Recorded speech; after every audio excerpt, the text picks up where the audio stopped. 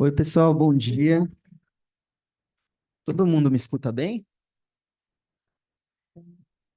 Então vamos lá, pessoal. Bom dia, eu sou Fábio, aqui da área de Direito Bancário e de Pagamentos do escritório. É um prazer estar aqui com todos vocês e do lado de painelistas tão qualificados. Então, vou começar fazendo uma brevíssima apresentação de todos, apesar de eles dispensarem qualquer apresentação, mas começar pela Natasha, que é advogada. Porque aqui já não tem moderador, porque não é debate político, né? É, De apresentar. resposta, não poder. Então, aí, É isso. A Natasha é advogada criminalista, é sócia do Raul e Lago Advogados, mestre e doutoranda em Direito Penal pela USP. O Eduardo, que é sócio fundador aqui do escritório, livre docente pela USP. O professor Pier Paolo, que é sócio fundador do escritório Bottini e Tamazawska Advogados, professor e livre docente da USP. E eu, né, Eduardo, que eu tô aqui porque você perdeu uma aposta e teve que me colocar no painel. Mas vou passar logo a palavra para o Eduardo, para ele introduzir com uma visão geral sobre o setor de ativos virtuais. E a palavra é toda sua, Eduardo. pois é, obrigado. Assim, o setor de ativos virtuais, também evitar aquela coisa de só não levantar problemas jurídicos, ficar em comentários gerais, que acabaria tomando indevidamente o preciosíssimo tempo de vocês todos que estão aqui presencialmente, que não nos ouvindo, né? O fato é que isso também porque uma nada é novo, né? O direito é sempre o mesmo. Então, a gente tem que reconhecer, né, a tecnologia só que se inova. O direito, ele sempre permanece o mesmo. Aliás, às vezes, quando muda, pode até evoluir, como diz um autor francês, o Michel Villet, que era um falecido professor da Universidade de Paris. Então, sempre que a gente faz esses estudos, há que encontrar em categorias do direito civil, do direito administrativo, a verdade de tema e dar as respostas, porque senão sobrarão só perplexidades. Os criptoativos, eles têm uma divisão principal entre criptomoedas, que são esses que aqui se atribui por convenção, um valor de troca, vocês sabem disso, e outros que são representativos de investimento. Nós estamos tratando aqui não dos representativos de investimento, mas apenas do primeiro, daqueles criptoativos chamados criptomoedas que têm valor de troca, a que se atribui um valor de troca, porque eles é que foram objeto de uma recente consulta, tomada de subsídios do Banco Central, que é o que vai ser discutido aqui. Então, exclui-se todos os tokens de investimento, aqueles que ainda poderão ser regulados pela Comissão de Valores Mobiliários. Tem questões muito interessantes em relação a eles, mas essas questões têm que aguardar, nesse momento, o seu momento de virem à nossa atenção, né? Então, a melhor coisa que nos pareceu também passar por uma consulta de uma instrução, de uma consulta que tem centenas de artigos, só encheria a cabeça de vocês em relação àquilo que poderia ser melhor lido. A melhor maneira de fazer isso, de tratar esse tema, é levantar alguns grandes pontos, né? Tratar deles, explicar, e que são os pontos centrais de que se consegue firmar princípios que se espraiam, se irradiam para as outras áreas. E aí o Fábio, depois Pierpaolo, Natasha, vamos tratando desses assuntos. O primeiro deles, né, Fábio, é a segregação patrimonial. Como é que eu protejo, que tem a ver com a proteção dos investidores? Como é que essa regulação, essa proposta, né, que vem sob tomada de subsídios, é uma proposta de regulação, inclusive por um site que você pode fazer, abrindo ali as suas próprias considerações e tal, e que ainda não é norma. Nada disso que nós vamos dizer é norma. Poderá ser emitido como norma, e vai ter mudança de administração no Banco Central, então é natural que tenha sido mandado emitido agora. Então, o primeiro ponto é esse, né? Qual o contexto desse primeiro ponto? Operações com pirâmides, fraudes que prejudicaram o patrimônio de poupadores, prejudicaram esse mercado.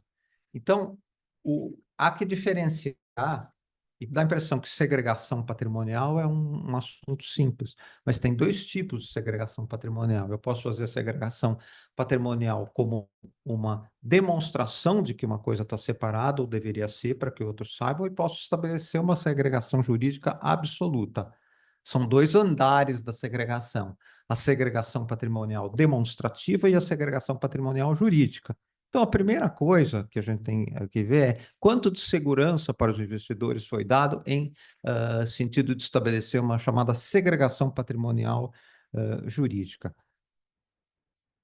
E aqui é melhor fazer uma pausa e explicar quais são os tipos de prestadoras de serviços de ativos virtuais que estão previstos nessa regulação.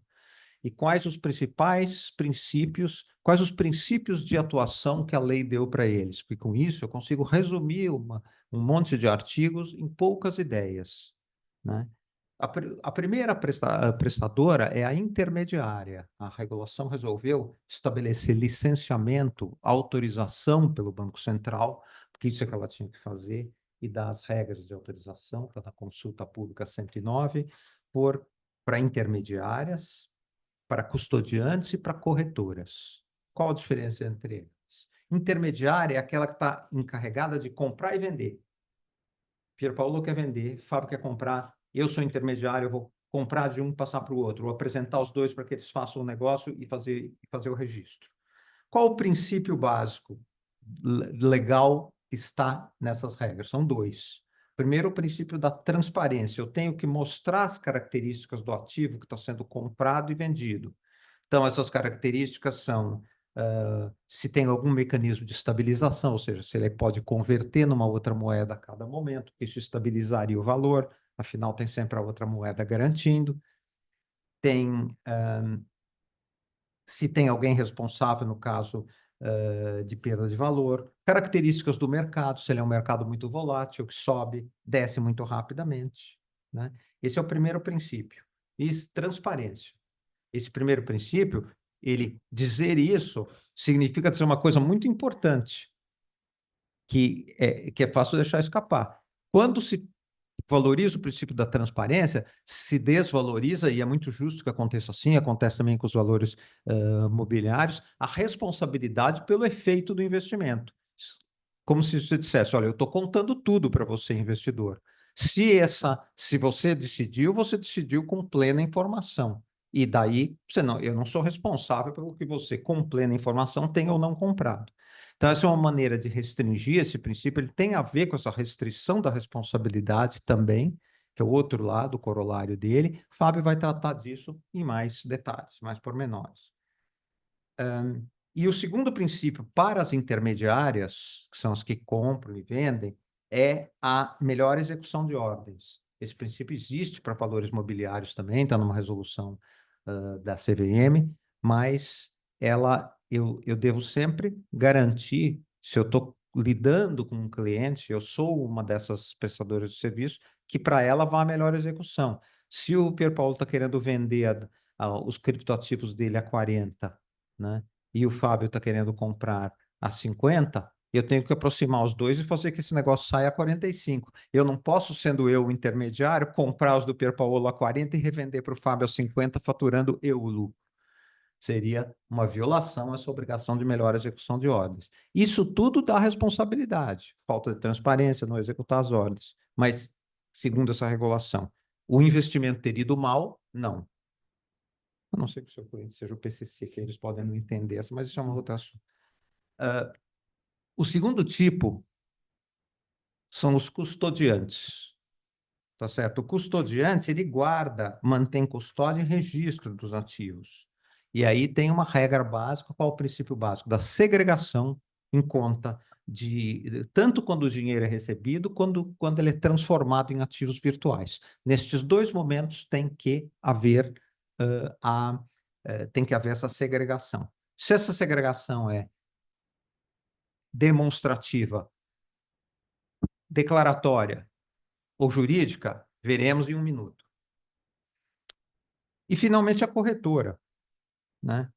A corretora, o que que ela é? Ela é o que faz conjuntamente os dois anteriores. Eu posso ter uma autorização só para ser intermediário, negociar só para ser custodiante, guardar e demonstrar, registrar, ou para negociar e demonstrar e custodiar. Tipicamente, muitas autorizações virão aqui na forma de corretora, né? Qual é a norma básica? Todas as outras regras, princípios que eu já dei para os outros, e mais o de evitar o conflito de interesses entre as duas funções, porque pode ter taxas diferentes. Então, por exemplo, eu posso ter um grande interesse em ser custodiante, e aí aparece o Fábio, que é o meu grande cliente, querendo vender para o Pierpaolo, que é cliente de uma outra prestadora de serviço. Eu poderia dizer, não, não vende, fica aqui com coisa, vai subir, enganar o Fábio para que eu mantivesse as taxas de custódia. Isso seria um exemplo de conflito de interesses que a legislação se preocupou em vedar. Então, numa síntese muito apertada, por isso que eu comecei a falar, apesar de ser mais ignorante das pessoas que vão apresentar para vocês, era para dar essa síntese. Depois, eu preciso, então, feito essa síntese, entrar no tema primeiro que eu me propus, que é entender as características de segregação patrimonial, principalmente em vista dos vários escândalos que aconteceram, pirâmides, desaparecimento de coisas nesse mercado não regulado. Ele é, como nós sabemos, muito passível de ser alvo de abusos, de acontecerem pirâmides, porque não é um investimento registrado, e mais, é um investimento muito fluido, tênue, etéreo, entre o que está lá, o que eu peguei o dinheiro, comprei, existe a barreira da tecnologia para que o investimento seja entendido, muitas vezes o investidor não tem acesso direto, não consegue ter acesso direto por coisa. A população tem, às vezes, um gosto pelo dinheiro rápido, deslumbramento do tema redes sociais, gastos excessivos. Então, tudo isso gera esse risco maior. Existem algumas regras, de fato, sobre segregação. As primeiras regras são gerais, para todos os três tipos de prestadoras, sejam intermediárias, sejam custodiantes, sejam corretoras. E essa regra é: dinheiro que foi posto lá para investir, essas empresas podem abrir contas, que são chamadas contas de pagamento. Então, portanto, elas podem receber dinheiro para como se elas fossem um banco, mas muito diferente de um banco, porque o banco pode pegar o dinheiro que ele captou e emprestar. Aqui, como está no regime das contas de pagamento, talvez o Fábio dê uma palavra sobre isso, ela só vai poder guardar, recolher no Banco Central ou aplicar em títulos públicos esse dinheiro. Portanto, não é uma atividade bancária, né? E a licença que elas têm não é bancária, mas tem essa característica. E aí a primeira coisa é, enquanto está em dinheiro, segregar. Diga o que é seu dos recursos dos clientes. Pelo menos fazer uma segregação entre o que é dos clientes como um todo e o que é da empresa, da prestadora de serviços virtuais. Mas como ela tem que abrir contas, ela poderá abrir contas de pagamento, ela vai segregar por cliente. Cada cliente vai naturalmente ter a sua conta. Quando os ativos, essa separação, ela também se mantém quando aquele dinheiro que foi entregue é usado para comprar ativos e, portanto, se transforma em ativos virtuais, em Tether, em Bitcoin, etc. Além disso, esse é o segundo princípio. Então, os princípios de segregação que estão dados são, primeiro, segregação do dinheiro. Segundo, segregação dos ativos, uma vez comprados. Terceiro, eu não posso usar o ativo dos clientes para uso próprio. Tem umas exceções que estão aqui, mas eu não posso. Se o ativo é do cliente, foi comprado para o cliente, eu tenho que, na minha contabilidade, separar e eu não posso ficar, sendo eu uma prestadora de ativos virtuais, vender, fazer o ganho, comprar criptomoedas para mim, ficar girando, tentando ter um lucro, e um dia, se esse cara aparecer para pedir a criptomoeda dele de volta, eu vendo aquilo, eu vendo a minha própria carteira e dou o dinheiro para ele. É como se ele tivesse. Como se não é o bastante na segregação. Tá certo?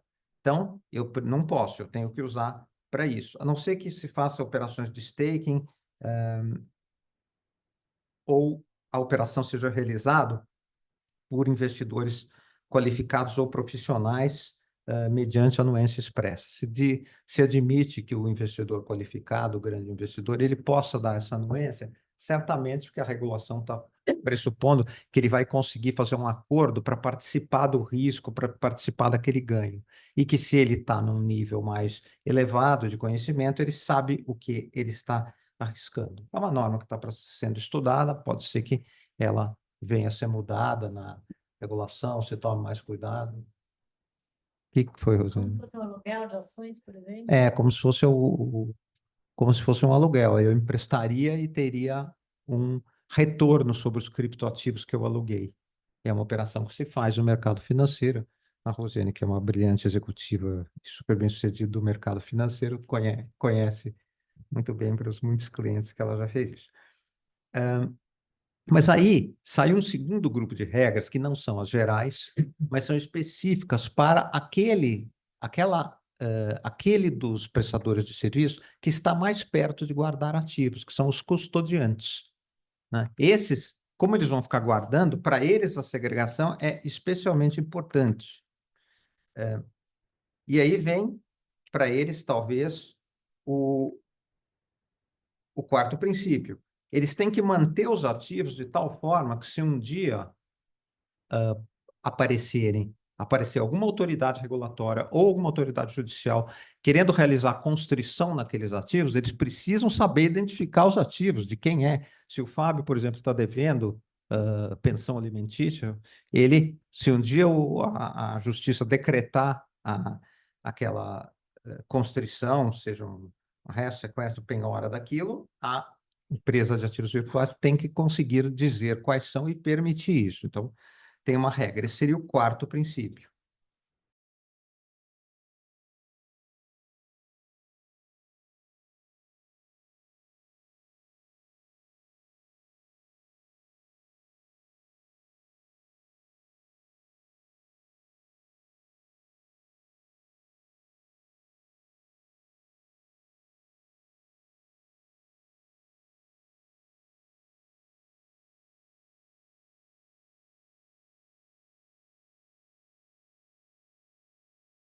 Os ativos separados, não usar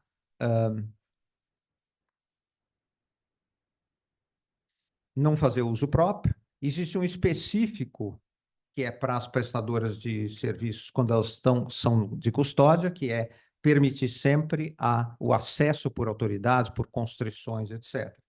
Mas agora é hora de olhar isso tudo mais do alto e concluir. Isso poderia levar alguém a erradamente supor que essa conjunto de regras está criando uma segregação jurídica. Em nenhum momento ele o faz. A segregação jurídica seria isolar aquelas regras de constrição patrimonial, dizer que por dívidas da prestadora de serviços, aquilo não pode ser afetado. Isso não está feito na regulação como ela está. Ele só impõe a capacidade de separar, a obrigação de separar, uma obrigação, inclusive, que é de caráter pessoal. Mas é importante notar que todos os ativos virtuais, eles ficam ainda em nome da prestadora de serviços. Quem comprou está com os seus ativos em nome da prestadora de serviços. Assim como quem deixa dinheiro num banco, não é dono do dinheiro que está no banco, o dinheiro é do banco, para o bem e para o mal, né? Se o banco for roubado, o problema é do banco, depois de você ter depositado o dinheiro. Aliás, essa foi a primeira coisa que eu aprendi sobre direito bancário. Eu tinha uns 7 anos, perguntei para o meu pai, me lembro até hoje que ele me falou isso. O que ia acontecer se aquele depósito que ele estava fazendo, o banco fosse roubado?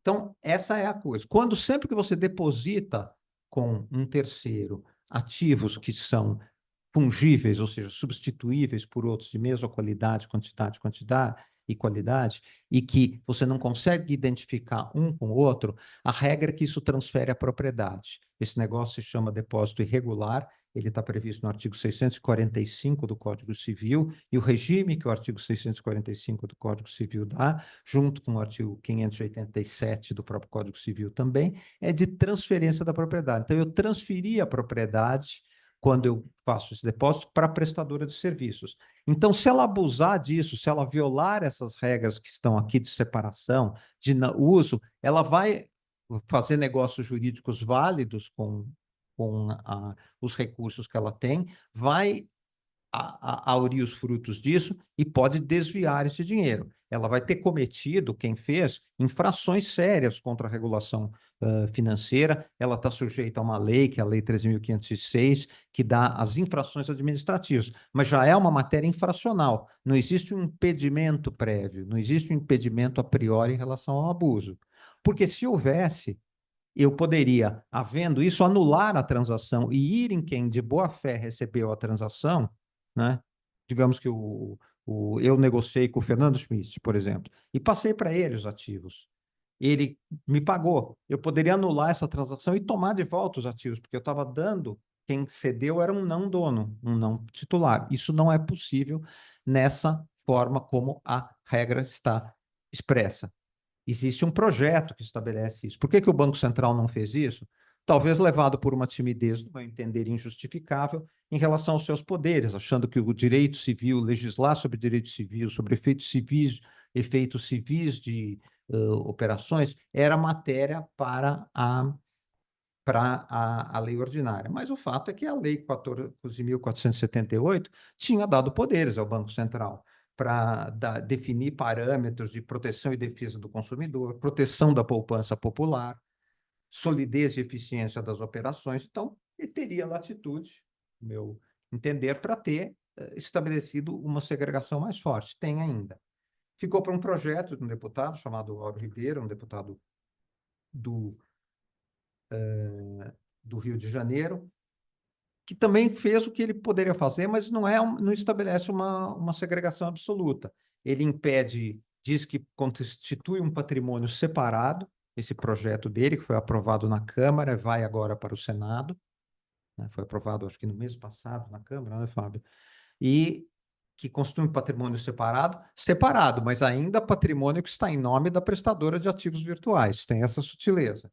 Depois que não são responsáveis direta e indiretamente por obrigação do prestador do serviço, já faria isso, já melhora.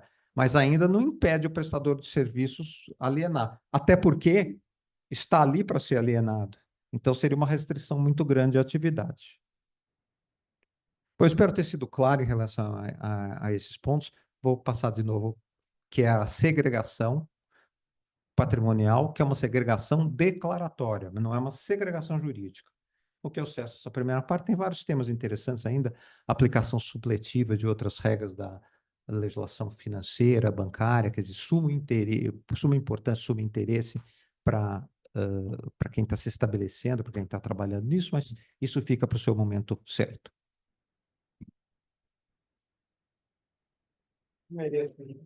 É bondade demais. Ainda vai voltar a palavra para o Eduardo daqui a pouco para ele complementar esse aspecto do regime supletivo, que acho que é um dos mais importantes. Eu pensei só algumas informações iniciais aqui sobre aspectos de governança e aspectos societários que têm sido bastante discutidas, até porque, como muita gente já percebeu, né, para que seja obtida essa licença pelo Banco Central, as VASPs vão ter que demonstrar a compatibilidade do regime de governança delas com a complexidade dos riscos que as atividades delas ofereçam, né? Então, tem alguns aspectos societários e de governança que chamam atenção dentro dessa matéria.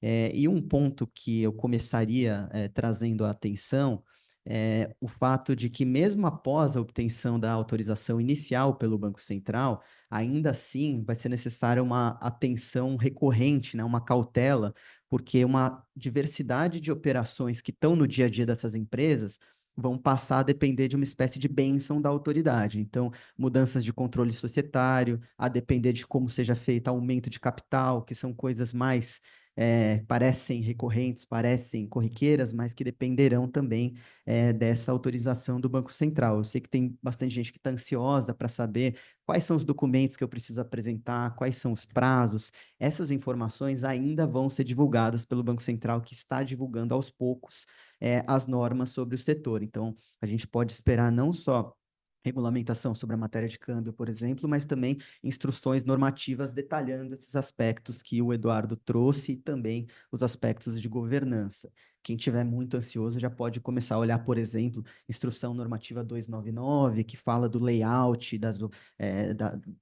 dos tipos de documentos que deverão ser apresentados para o Banco Central e muito do que está ali deve ser aproveitado, né, nessa regulação do mercado de ativos virtuais. Um aspecto relevante também são os controladores, né? A norma vem e diz quem pode e quem não pode controlar essas VASPs. Eu vou chamar de VASP para facilitar, tá? São as prestadoras de serviços de ativos virtuais.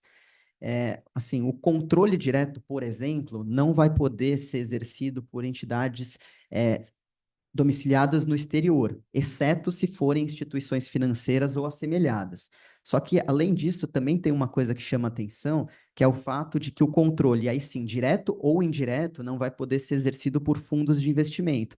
Pelo menos é o que aparece nessa primeira minuta em consulta pública. Mas é um ponto para talvez a gente refletir e ponderar junto com o Banco Central à luz da experiência que ele tem com as fintechs de crédito, que, por exemplo, já podem ser controladas por fundos de investimento, salvo certas exceções também que dizem respeito à governança desses fundos. Um outro aspecto super importante é a participação das entidades reguladas nesse mercado. Então, a gente está falando aqui de bancos, de corretoras e distribuidoras, né? A ideia do Banco Central é facilitar o acesso dessas entidades ao mercado de ativos virtuais. Então, em vez de precisarem de uma autorização específica, o que essas instituições precisam fazer é comunicar ao Banco Central com uma antecedência de 12 meses do seu início da participação no mercado de ativos virtuais. E daqui tem surgido uma questão relevante que é, bom, e quem é banco, corretor e já está atuando nesse mercado? Eu vou ter que esperar 12 meses da comunicação para continuar a minha operação? A resposta é que o Banco Central tem começado a discutir e que, sem dúvida, me parece que a interpretação mais correta da norma é não. Na verdade, essas instituições que já começaram seus serviços e as suas atividades no setor, elas vão poder permanecer atuando, independente da espera desse período, esse transcurso de 12 meses entre a comunicação e o prazo de 12 meses. E, assim, por mais que a norma não diga isso expressamente, talvez ela devesse, a gente pode chegar a essa interpretação pensando na situação, na analogia com as VASPs puras, né? Não faz sentido que haja uma regra de transição para que a VASP pura possa continuar suas atividades sem uma interrupção abrupta e os bancos ou corretoras que prestam exatamente a mesma atividade e estão sujeitos, inclusive, a um regime regulatório mais rígido, também não possam fazer essa transição contínua, né? Diferente da situação do banco ou de uma corretora que ainda não iniciou suas atividades no mercado de ativos virtuais. Esse teria que fazer a comunicação, aguardar esse transcurso do período de 12 meses, pelo menos se a minuta permanecer como está, e depois iniciar suas atividades no mercado de ativos virtuais. Então, cá entre nós, talvez seja melhor colocar aqueles projetos que estão incubados no ar antes da entrada em vigor da norma para impedir esse período de espera, né? E ainda sobre esse ponto das entidades reguladas, acho que vale fazer uma breve menção ao caso das instituições de pagamento. Não vou dizer que elas foram esquecidas, porque claramente o Banco Central lembrou delas, mas optou por exigir delas uma autorização adicional, caso elas queiram operar no mercado de ativos virtuais. Então, essa conclusão que eu trouxe sobre bancos, corretoras e distribuidoras não vale para as instituições de pagamento. Um aspecto que eu acho importante, que também tem muito a ver com esse tema da governança, são as parcerias. Porque tem muita gente que vai preferir não passar por esse processo de autorização e supervisão posterior, né? E, em vez disso, vai preferir contratar com uma instituição que tenha passado por tudo isso.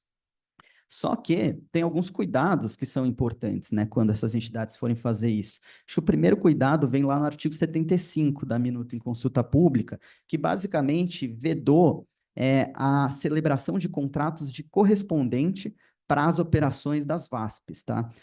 À primeira vista, quando a gente leu esse artigo, muita gente pensou, puxa, você está proibindo as parcerias entre as exchanges e as entidades não reguladas. Só que numa leitura um pouco mais cuidadosa, a gente vai chegar numa conclusão diferente, assim. Pode até parecer que você está proibindo certas parcerias, inclusive, por exemplo, os antigos pastinhas, né, os correspondentes bancários, que seria o caso de uma exchange que vai contratar uma pessoa para oferecer mais capilaridade para os seus serviços, né, que vai fazer recepção e encaminhamento de propostas de abertura de conta de bitcoins. De fato, o Banco Central está evitando nesse primeiro momento esse tipo de parceria, mas tem vários outros que ele não está. Então, uma empresa, por exemplo, que queira contratar uma exchange regulada para que a exchange regulada disponibilize os serviços para a empresa contratante, isso é um modelo que vai permanecer perfeitamente possível, né? Então, vou dar um exemplo hipotético aqui, uma empresa de transportes que queira oferecer contas de bitcoins para os seus motoristas parceiros, ela vai poder fazer isso. É muito possível que num futuro muito próximo, né, porque a gente tem muitas consultas públicas do Banco Central andando simultaneamente, esse modelo entre na consulta pública de BaaS, né, de Banking as a Service. Ou seja, nesse caso, essa empresa não, essa entidade não regulada, ela vai ser uma tomadora de um serviço de BaaS, ou melhor, né, de CaaS, né, de Crypto as a Service. É verdade que essas modalidades não entraram nesse primeiro momento na minuta pública de BaaS, mas pode ser simplesmente porque essa minuta ela veio antes da de ativos virtuais. Então, é natural que ela passe agora por um processo de maturação e venha incluir outros serviços como esses dos ativos virtuais. E acho que ainda dentro, né, desse tema das parcerias, tem outro artigo bem interessante que tem gerado muita discussão, que é o artigo 23, principalmente o parágrafo 1º, que fala, que basicamente exige que as VASPs, que atuem nas modalidades de intermediário ou de corretora, que o Eduardo explicou, ofereçam contas de pagamento para os seus clientes. É um artigo interessante porque algumas pessoas podem pensar que esse artigo está obrigando que a VASP ofereça diretamente ela mesma uma conta de pagamento. Mas acho que a melhor interpretação desse artigo não é essa. A melhor interpretação desse artigo é a faculdade a que a VASP que queira ofereça as contas de pagamento para os seus clientes diretamente. Por outro lado, nada impede que ela contrate com uma instituição de pagamento autorizada para que essa instituição de pagamento autorizada ela própria ofereça essas contas de pagamento dentro do regime regulatório custoso e oneroso das contas de pagamento, né? Isso porque a finalidade da regra é proporcionar essa segregação patrimonial operacional que o Eduardo explicou, mais limitada, né? E garantir a segurança dos fluxos. Só que isso independe da oferta direta ou indireta. A gente pode chegar nesse mesmo resultado desde que a conta esteja sujeita, né, ao regime de regulação do Banco Central. Então, novamente, a gente pode estar falando de um tipo de parceria que deve entrar na regra de Banking as a Service, né? Então, nesse caso, a VASP ela vai poder ofertar diretamente a conta de pagamento ou ela vai ser uma tomadora de serviço de BaaS. E nada impede que o serviço de Banking as a Service seja contratado simultaneamente por duas instituições autorizadas. Uma VASP que contrata uma instituição de pagamento autorizada. A própria minuta de BaaS permite isso num artigo específico. Antes de eu continuar com alguns temas bem polêmicos, eu vou passar para o Eduardo, porque eu vou precisar da explicação dele sobre esse regime supletivo das instituições financeiras. Obrigado, gente.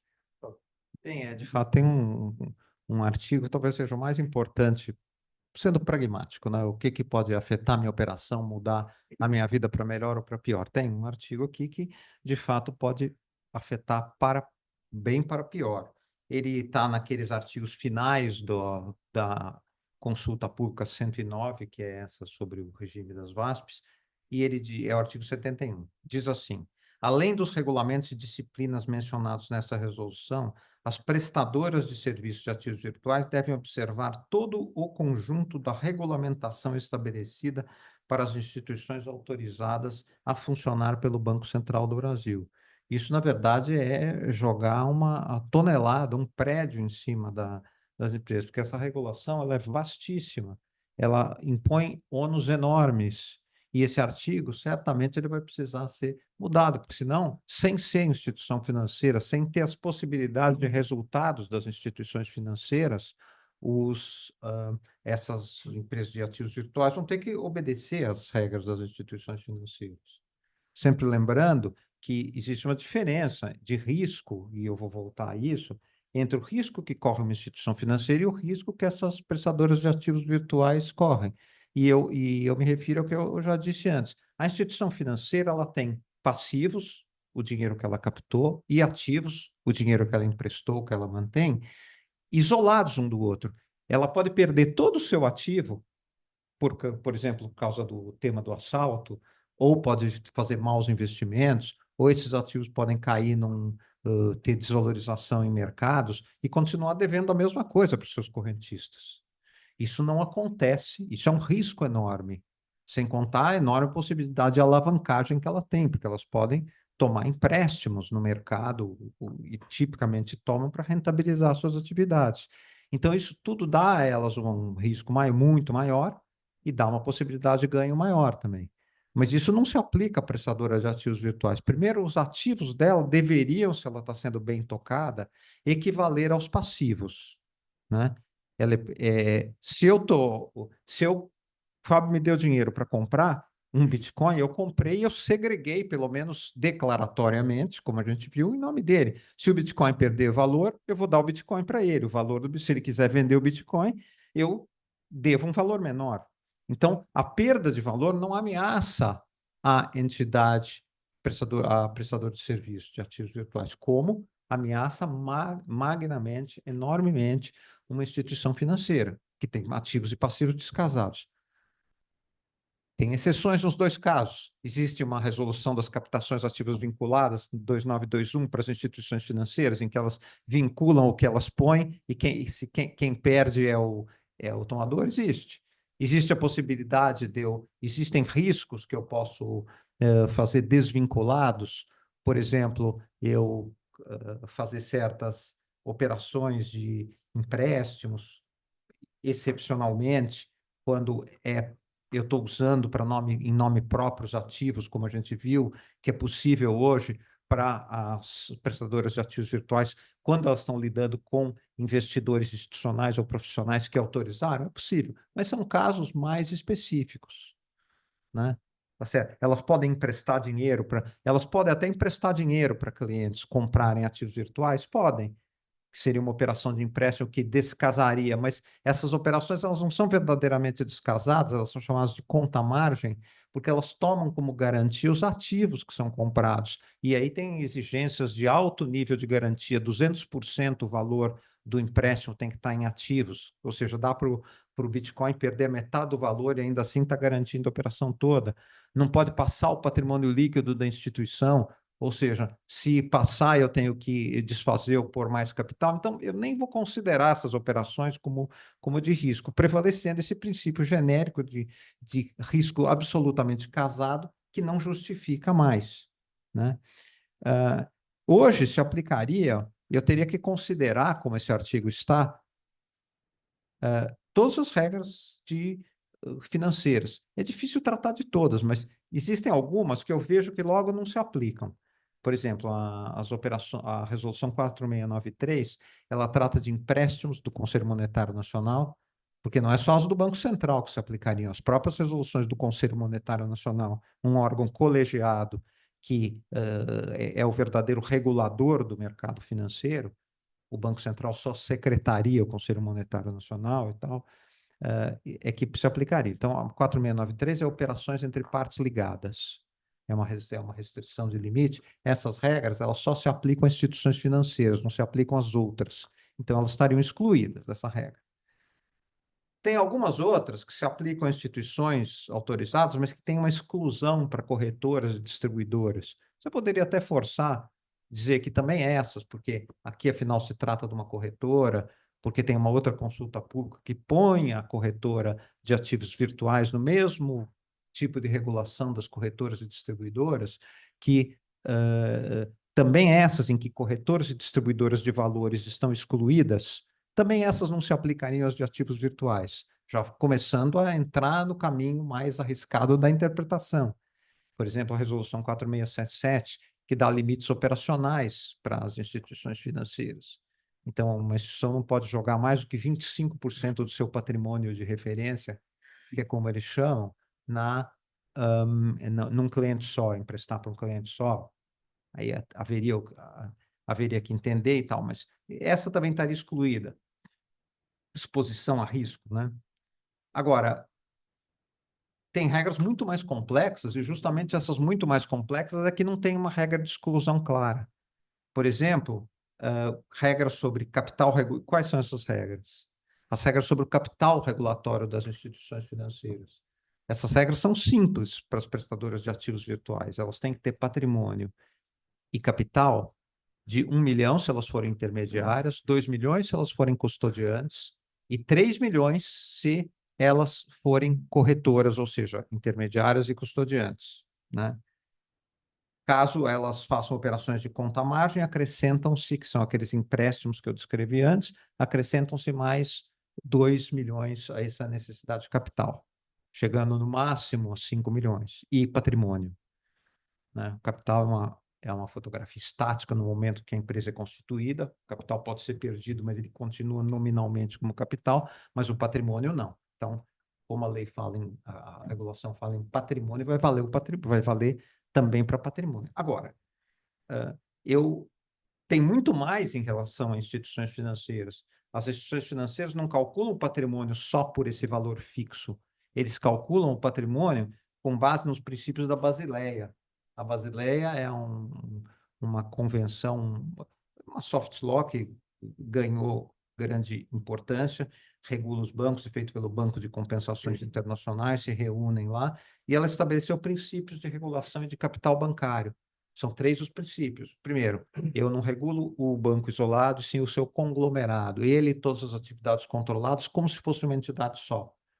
O segundo aqui, eu posso usar para capitalizar uns instrumentos híbridos de capital e dívida, isso importa menos, ou seja, instrumentos que, na verdade, é um empréstimo, mas eu só recebo se a entidade não tiver outros credores tal, e perco em caso de insolvência.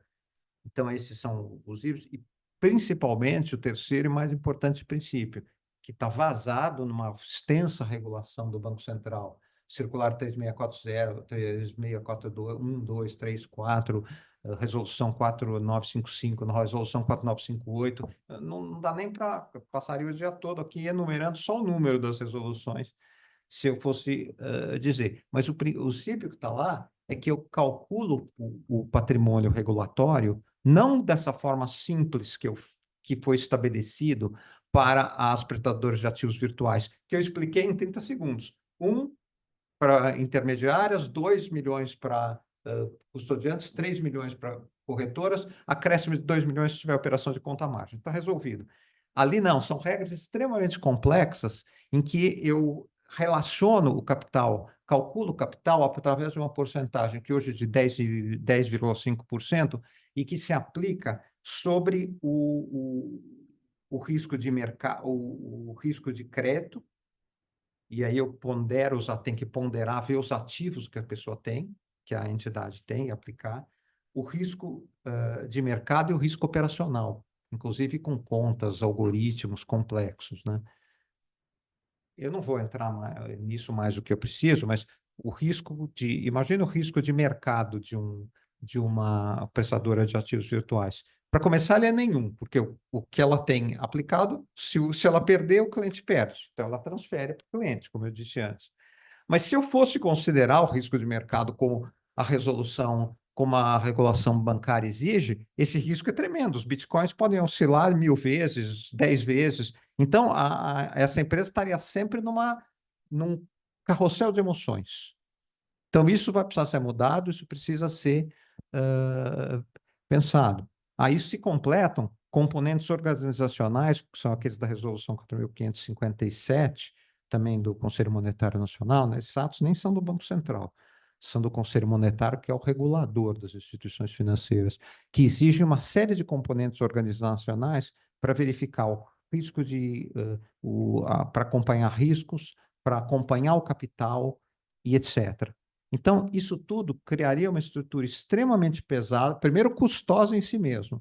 E para chegar no valor e para chegar no que custaria de capital, de pôr capital, uma estrutura extremamente pesada de funcionários, abrangendo chefe de riscos, abrangendo comitês internos, verificação de outros riscos, como os riscos ambientais, sociais, etc., que estão na Resolução 4557. Né? E na falta disso, ainda se aplicaria uma outra resolução do Conselho Monetário Nacional, que é a 4.019, que permite que o Banco Central, ao ver que aquelas coisas não estão sendo feitas, que o capital não está sendo, ele chame os administradores e controladores da entidade para apresentar um plano de recuperação, decretando regimes de resolução no caso de isso não ser feito. Não existe regime de resolução previsto aqui, como a liquidação extrajudicial para essas prestadoras, mas elas estão sujeitas à cassação de autorização, no caso de violarem as regras da legislação. Isso está nessa lei geral, que é a 13.506. Então, por causa desse artigo, é isso que eu estou querendo dizer, pode cair essa cornucópia de desgraças, se ele não for mudado, se ele não for bem ponderado, sobre as prestadoras de ativos virtuais. E para isso tem duas soluções, né? O ideal era esse artigo 71 ser, e já entrando nas mudanças que teriam que ser feitas, ele passar a ser uma lista de normativos que se aplicam. Né? Quais são aqueles normativos aplicáveis às instituições financeiras que eu quero, que o Banco Central quer que se aplique, em vez de jogar a rede dessa maneira ampla e pegar todos os ativos, toda a regulação possível. Essa é a primeira. Agora, mesmo que ele não se consiga isso, e esse jogo vai aparecer agora, como ele tem que ser jogado, o mínimo é dialogar com o Banco Central e criar, nesse artigo 71, né, uma lista mais precisa de artigos. Idealmente, para colocar melhor, o Banco Central tiraria qualquer dessas regras e colocaria apenas as regras, deixaria claro que apenas as regras de capital que ele já pôs, aquela 1, 2, 3 e 5, no caso de conta-margem, vamos chamar essa regra disso, 1 milhão, 2 milhões, 3 milhões e 5, só isso se aplica. Mas se ele não puder fazer isso, que pelo menos, esse é o segundo melhor, o subótimo, que ele pelo menos diga quais são as regras que ele quer que se apliquem, porque aí ele vai ter que meditar sobre cada uma dessas regras. Tá bom, então eu deixo com isso esse principal problema dessa regulação, que vai exigir ação, e devolvo para o Fábio. Obrigado, Eduardo. Eu vou fazer uma breve mudança. Eu recebi uma pergunta aqui que tem a ver com um tema importante. Eu vou só responder essa pergunta e aí eu vou passar para o professor Pierpaolo. É uma pergunta que eu acho que é bem interessante, que é sobre qual que é a responsabilidade das VASPs pelos ativos virtuais que são selecionados e listados nas suas plataformas, né? Eu acho que, bom, se eu começar a gaguejar, é porque eu acabei de mudar a ordem das coisas, então não me joguem o apagador, como diz o Erickson, mas eu acho que o ponto aqui é que a regulação do Banco Central ela tem um escopo mais limitado, né?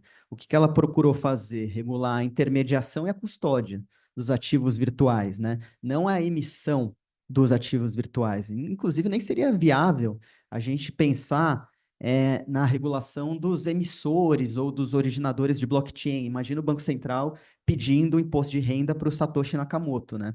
Não daria certo.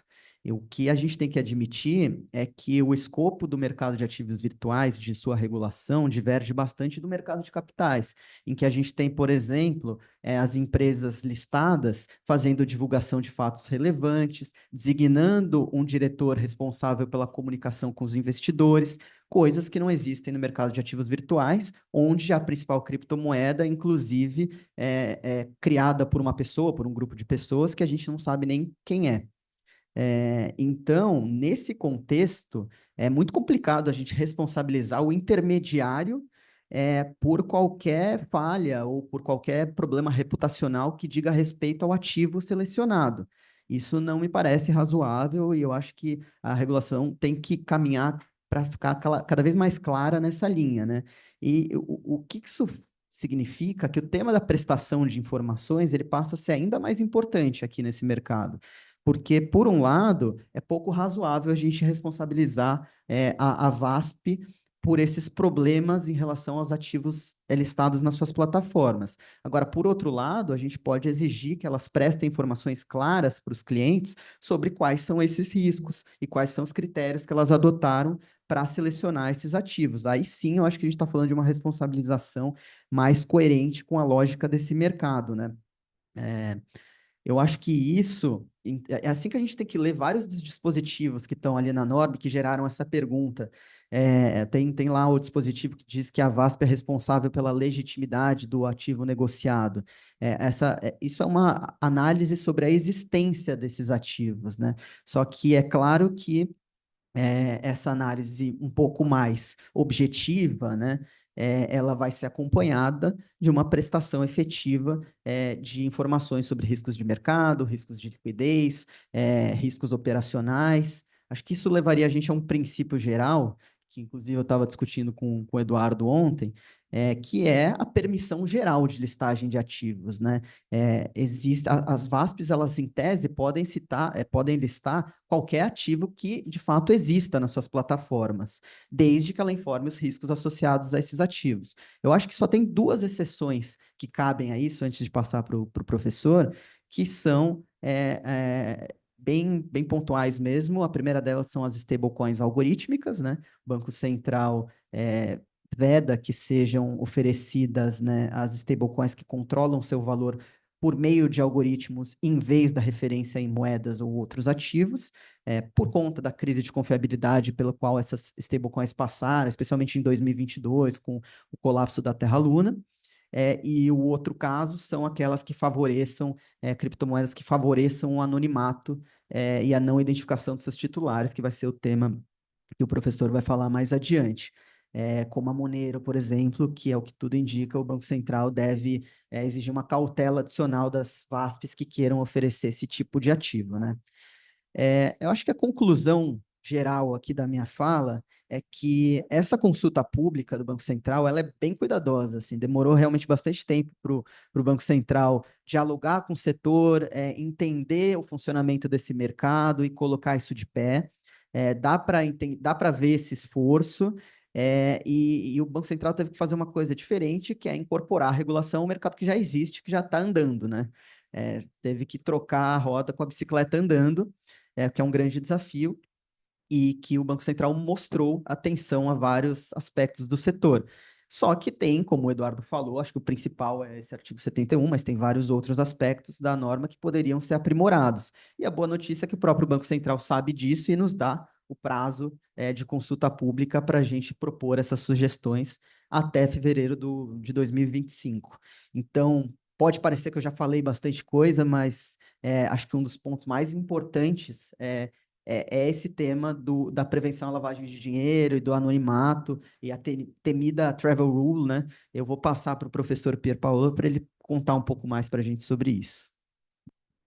Obrigado, Fábio. Bom dia a todas, bom dia a todos. Queria agradecer o Levi Salomão, em especial o Eduardo, pelo convite, pela organização desse encontro, que eu acho que é mais para compartilhar aflições do que propriamente para a gente trazer definições ou explicar alguma coisa para alguém. Eu acho que quando a gente se depara com essas propostas, a gente, no fundo, tenta interpretar, tenta propor mudanças, mas é fundamental que a gente troque um pouco de reflexões. Então, eu queria cumprimentar todos da mesa, em especial também Natasha, minha amiga, todo mundo que faz parte do nosso grupo de pesquisa na Universidade de São Paulo, que discute lavagem de dinheiro e criptos. Então, a gente, de alguma forma, tem se debruçado sobre esses temas. Eu vou falar um pouquinho aqui da questão da lavagem de dinheiro. A gente, na verdade, dividiu, eu e Natasha, porque quando a gente fala aqui de criptos, a gente, claro, quando a gente olha para o setor criminal, uma série de delitos podem ser cometidos por meio de VASPs ou da negociação e operação de ativos virtuais. Então, a gente, na verdade, dividiu. Vou falar um pouquinho sobre lavagem de dinheiro. Natasha vai falar um pouquinho sobre a questão de manipulação dos crimes contra o mercado de capitais, até porque as VASPs elas foram consideradas instituições financeiras. Portanto, abriu-se aqui um largo espectro de crimes que podem ser cometidos a partir de agora, como gestão temerária, gestão fraudulenta. Então, a gente tem aqui um novo patamar que não existia antes, né? Então, antes você, ainda que fizesse funcionar uma VASP e tivesse ali determinadas fraudes ou determinados vícios no funcionamento, você no máximo tinha um estelionato, né? Um estelionato qualificado, mas você não tinha um crime da gravidade da gestão fraudulenta e da gestão temerária. Agora, com essa equiparação, essa ampla gama de crimes financeiros, inclusive a evasão de divisas, passou a também incidir. Então a gente dividiu um pouquinho aqui para a gente poder trabalhar, né? Eu acho que quando a gente fala de crimes que podem ser praticados aqui, e aí eu já vou falar da lavagem de dinheiro, mas eu só queria fazer uma pequena ressalva sobre os crimes contra o mercado de capitais, porque a gente ainda tem muita dificuldade na prática de identificar se aquilo que é oferecido ou negociado é ou não um valor mobiliário. A gente tem discutido muito, né, Edu, sobre,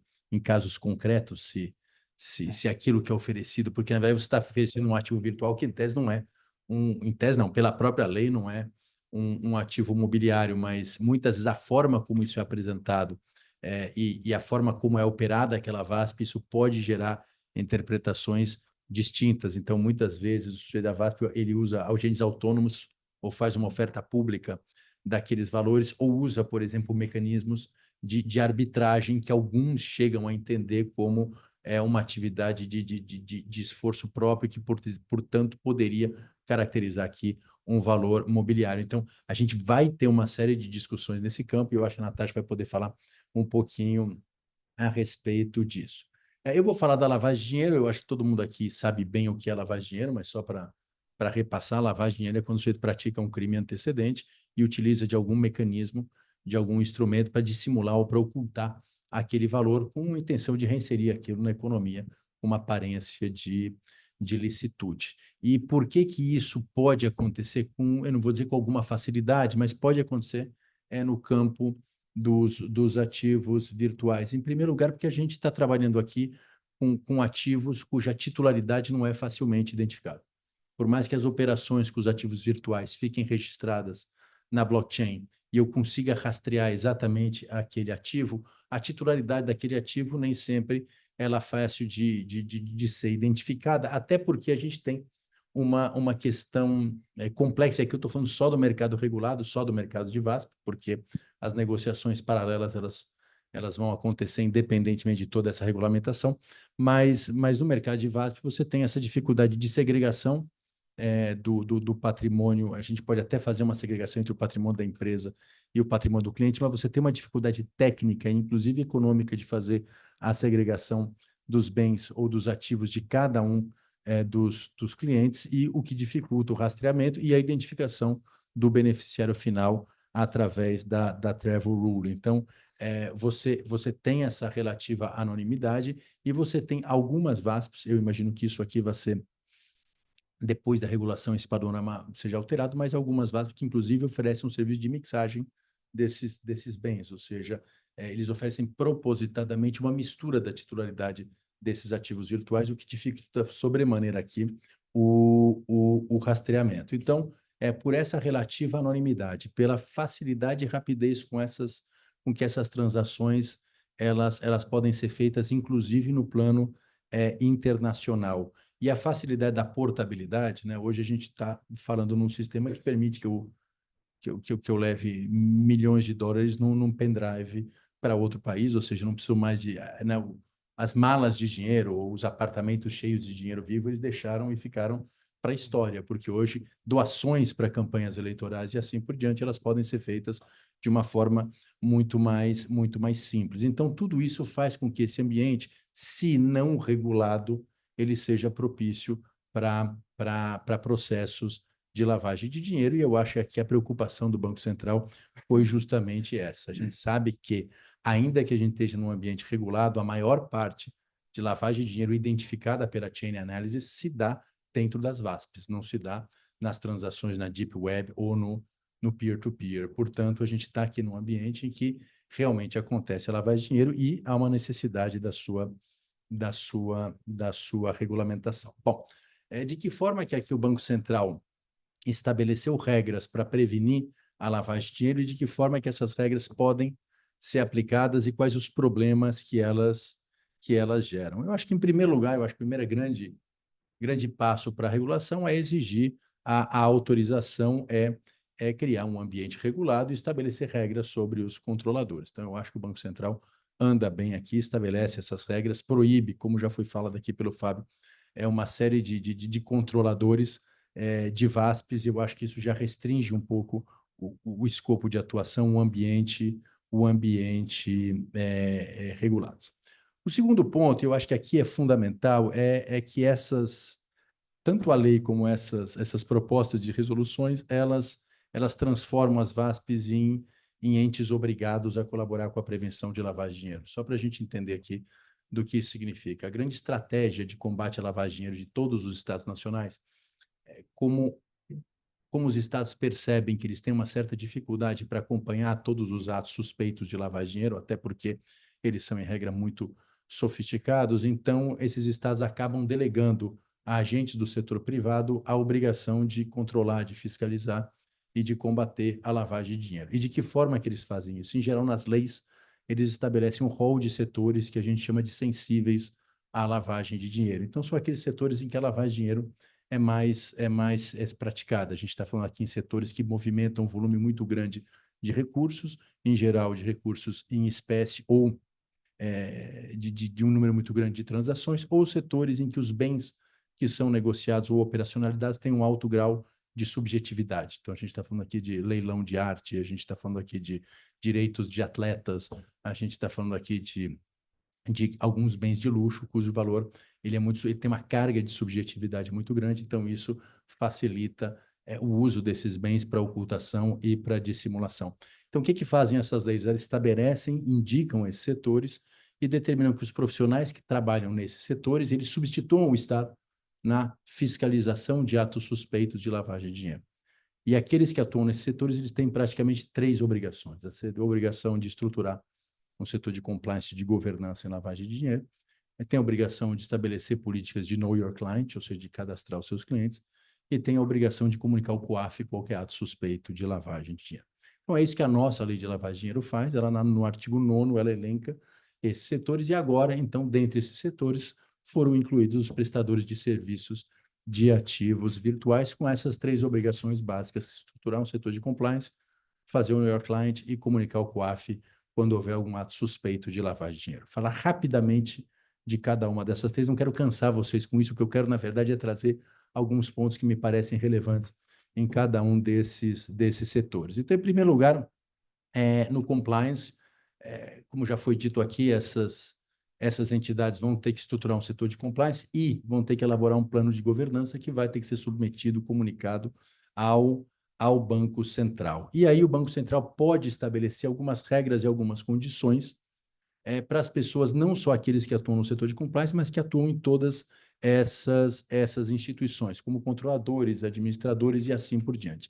E aqui eu acho que surge, talvez, o primeiro problema, porque o artigo 2º essa é a 110, da proposta de regulamentação 110, ele diz: são requisitos para as autorizações de que trata essa resolução, a reputação ilibada dos administradores, dos controladores e dos detentores de participação qualificada, no caso de pessoas naturais. E aí ele vai dizer mais adiante, isso é no artigo, onde que ele fala aqui que eles têm que... Ele vai dizer que vai ser levado em consideração... Você lembra que está aqui? Peraí, que agora me... É o 9º, né? Tá, aqui. É isso, mas aqui não, mas... aqui. E vai ser levado em consideração a existência de processo criminal ou inquérito policial ou processo judicial ou administrativo que tenha relação com o sistema financeiro nacional. Aqui a gente tem uma questão que já tem acontecido no setor de bets e muito provavelmente vai acontecer aqui, é que eu tenho eventualmente um controlador ou um administrador que tenha um inquérito policial em andamento ou tenha uma condenação não transitada em julgado, se isso pode ser levado em consideração para negar a autorização. Essa é uma discussão que hoje foi judicializada, está sendo discutida no Poder Judiciário. Por um lado, há quem diga que a presunção de inocência prevista na Constituição não se aplica para esse tipo de autorização, em especial em setores sensíveis, e há, por outro lado, um posicionamento, inclusive com alguns julgados, que diz que é possível, sim, eu relativizar a presunção de inocência, desde que seja por lei, e não por resolução. Então, há aqui uma discussão, claro, a ficha limpa você relativiza a produção de inocência. Você tem vários setores em que você relativiza, mas tudo isso previsto em lei. E essa lei aqui, a lei não estabelece essa restrição. Ela diz que o Banco Central pode estabelecer condições, mas nesse caso há uma discussão interessante se é possível ou não eu relativizar um princípio constitucional como a presunção de inocência sem uma previsão expressa na lei. Isso tem acontecido, mais uma vez, no setor de bets.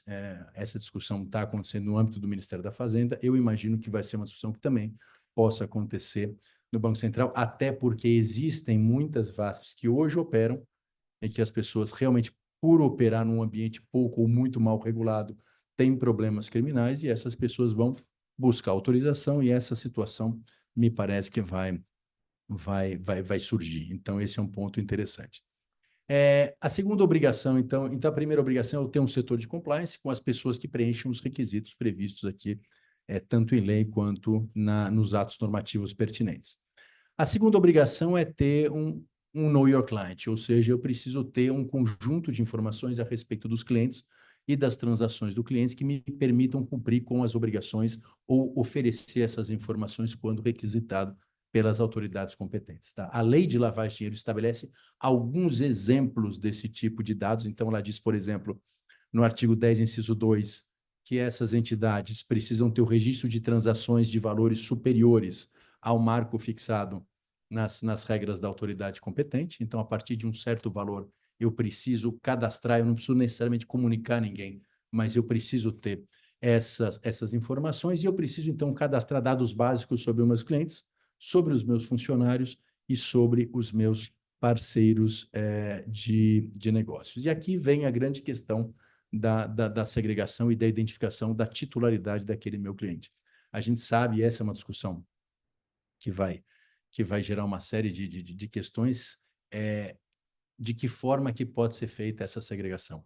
Aqui, a impressão que eu tive, vocês me corrijam se eu estiver errado, mas a impressão que eu tive é que aqui ele está tratando da segregação entre os bens das VASPs e dos clientes como um todo, mas não necessariamente ele exige a segregação dos bens de cada um dos clientes. E mesmo assim, uma segregação nominal e não jurídica, uma segregação offline, auditável, e não necessariamente uma segregação real, devido aqui aos custos e a dificuldade tecnológica para isso.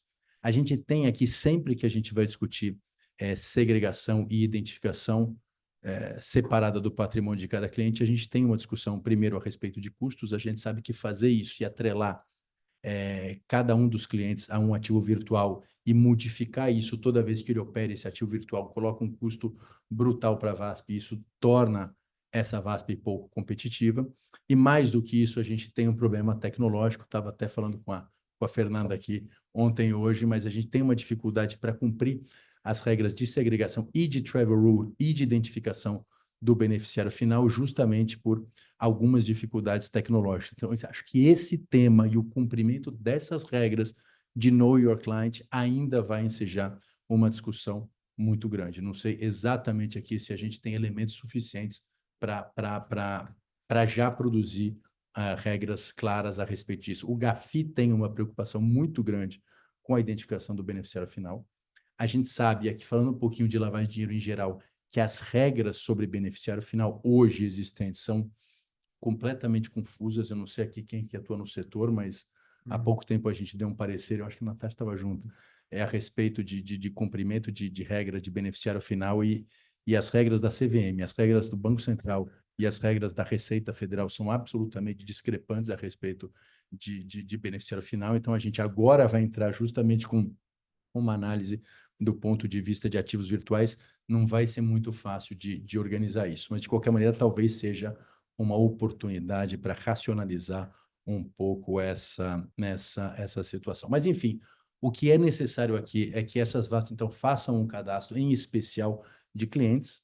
Eu acho que aqui poderia ser, inclusive, sugerido que nesse cadastro também seja realizado um acompanhamento dos ativos contaminados ou dos ativos sujos, porque se a gente tem uma blockchain e se essa blockchain registra todas as transações, eu não necessariamente tenho a identificação do titular dos ativos sujos, mas o ativo em si é perfeitamente rastreável. Então, você identificar esse ativo, acompanhar e tomar providências para tirar esse ativo do plano de negociações pode ser interessante. Cadastro dos provedores de liquidez também, em determinados casos, acho que isso pode ser relevante. E o grande problema de prevenção à lavagem de dinheiro é o cadastro das pessoas politicamente expostas. Esse tema assim, da segregação, você tem toda a razão. Quer usar o microfone aqui? Que a legislação é confusa, né? E tem esse ponto do Pira muito bem notado. A segregação ela seria, de um lado, tudo que é da VASP, o que é de todos os seus clientes, mas misturado, ou eu poderia fazer. Me deu a impressão, lendo aqui, mas de fato é um assunto para debate, se você lê isoladamente os dois princípios do artigo 23 e 24, dá a impressão que, não, eu posso juntar todos os clientes na mesma coisa. Mas aí tem duas regras que me levaram a concluir provisoriamente, que realmente deveria estar dito de maneira mais clara, você tem toda a razão. E esses dois são, primeiro, eu abri conta de pagamento, eu não posso não deveria abrir uma conta de pagamento coletiva para todos os clientes, eu deveria individualizar o cliente pelas regras de conta de pagamento. E a segunda é aquela regra que eu tenho que manter individualizado para permitir as constrições judiciais. Então, Exato, mas como é que eu faria se eu isso. não sei? É que a impressão que eu fiquei é que ele quis, nesse primeiro momento, proteger o cliente das constrições da VASP. E não necessariamente. Agora, realmente você tem uma questão, porque a constrição de um cliente não pode contaminar os demais clientes também. Então, mas existe esse esforço, isso aí é bem notado, a gente ter essa dúvida e essas interpretações divergentes, porque mostra que, mesmo você lendo, você precisa interpretar sistematicamente uma coisa que poderia ter sido dito diretamente, claro, e a conclusão de uma pessoa pode não ser a da outra em relação a esse assunto.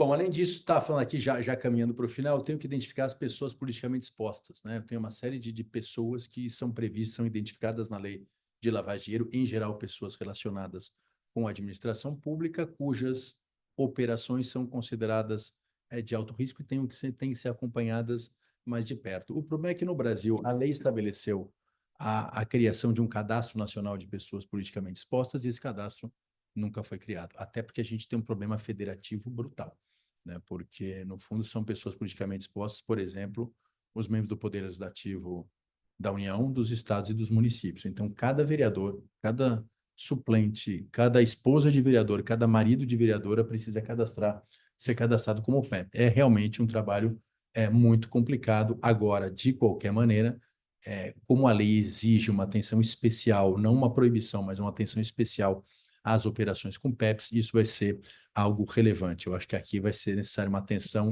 e uma verificação de como as instituições financeiras que já fazem esse acompanhamento realizam esse trabalho, e isso vai precisar ser realizado também nas VASPs. Mas, enfim, para além do cadastro, então eu tenho uma necessidade de uma estrutura de compliance e uma governança bastante rígida, eu tenho uma necessidade de um Know Your Client, um cadastro de todas essas operações com todas as dificuldades relacionadas à segregação, e eu tenho em terceiro lugar, e aqui caminho para o final, sempre que esses provedores identificarem um ato suspeito de lavagem de dinheiro, eles precisam, então, comunicar ao COAF. Quem vai estabelecer as regras do que é um ato suspeito ou não é o Banco Central, mas a comunicação é feita ao COAF. O COAF é um órgão que recebe todas essas informações de atividades suspeitas de todos esses setores sensíveis, organiza essa informação, digere essa informação e remete essa informação quando realmente identificada uma atividade suspeita para os órgãos de persecução penal. O COAF não é um órgão de persecução penal, de investigação, ele simplesmente é um órgão de tratamento de informação e de remessa dessa informação à polícia e ao Ministério Público. O que é fundamental aqui? O COAF recebe dois tipos de informação dessas entidades, agora também das VASP. Ele recebe as comunicações de operações suspeitas e as comunicações de operações em espécie. O que significa isso? Comunicação de operação em espécie é uma comunicação automática. Sempre que aquela operação tem aquelas características, eu comunico. Então, toda operação, toda compra de criptoativos com valores em espécies acima de tantos R$1.000, eu preciso comunicar. Então, essas são as comunicações automáticas. E as operações suspeitas é justamente quando, numa análise, num juízo de valor, aquela VASP identifica ali algo suspeito de lavagem de dinheiro, então eu envio ao COAF uma informação muito mais qualificada, muito mais relevante do que aquela inicial. Qual tem sido o grande problema do COAF e por que é muito importante que essa regulamentação ela seja objetiva e ela seja racional? É o número de informações que tem chegado dos diversos setores. A gente tem um volume muito grande de informações que chegam ao COAF, é mais ou menos 8 ou 9 milhões comunicados por ano. Tá? Desses, 5 milhões vêm de instituições financeiras, em especial bancos, mas esse setor já está, de alguma forma, acostumado com esse tipo de regulação, já sabe o que tem que comunicar ou não, mas outros setores cuja atividade não é tão sensível assim como, por exemplo, cartórios. Os cartórios remetem ao COAF cerca de 2 milhões de comunicações por ano. São o segundo setor que mais remete e mais comunica ao COAF, e certamente não é o setor onde mais há lavagem de dinheiro. Isso tudo para dizer que uma regulação ela pode ser boa ou pode ser ruim, a depender dos critérios que ela estabelece para fins dessa comunicação. Quem vai regulamentar aqui é o Banco Central. O Banco Central já tem alguma experiência nessa regulamentação. Por exemplo, quem regulamenta os cartórios é o Conselho Nacional de Justiça.